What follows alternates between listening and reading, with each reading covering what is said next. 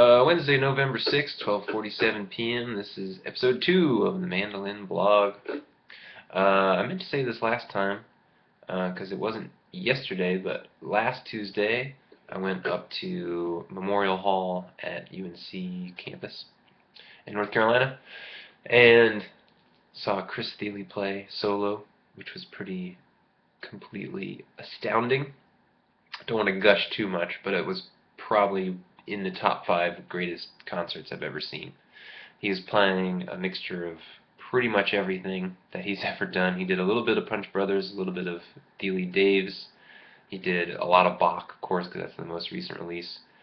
And then he did just a whole smattering of stuff. He did, I guess there's like a compilation he's doing, or maybe the Punch Brothers are doing with like Civil War songs. I don't know, I didn't look into it, but he did a really entertaining tune from that, and then a couple, more than a couple, like a few new original tunes, which, I don't know, some of them were a little goofier. I don't know if they'll end up on future releases or if they're just sort of fun live tunes, but they were exceptional.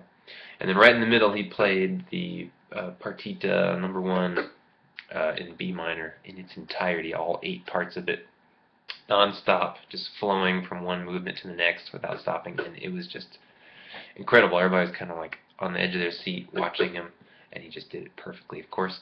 And then he finished, and then big standing ovation. Pretty, like one of those like very visceral moments. It's funny because there was an interview he did where he was talking about sort of the stuffiness of classical music, and how a lot of people are like just going to see a classical concert. They're just, the music is so good, can be so good and exciting and energetic, but the crowds that typically go are, I guess, a little bit more subdued because maybe they feel like they have to be or whatever. I don't know. But he was talking about one time where he was watching a show and he just was like, he fist pumped and made some sort of noise where he was really excited about what he'd just heard, and somebody was like, shh. And he was kind of like, how do you listen to this kind of music and not just go, yeah, that's so good, you know, get into it.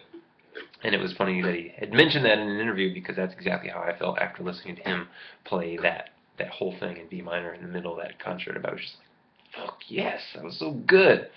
And then he follows it up with this really goofy tune about a breakup and asking the girl to introduce him to one of her friends. Anyway, pretty great. If you look up videos of him on YouTube, I'm sure you'll find some of those tunes.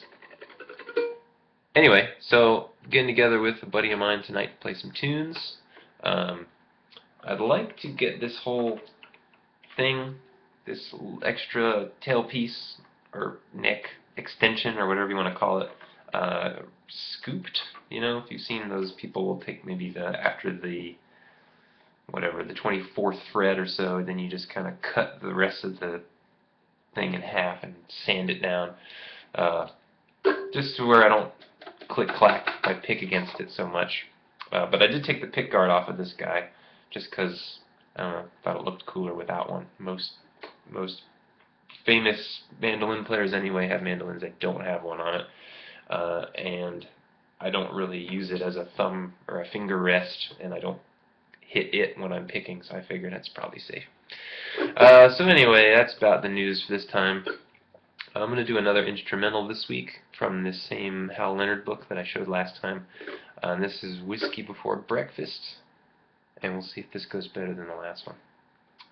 Thanks for watching. Here we go.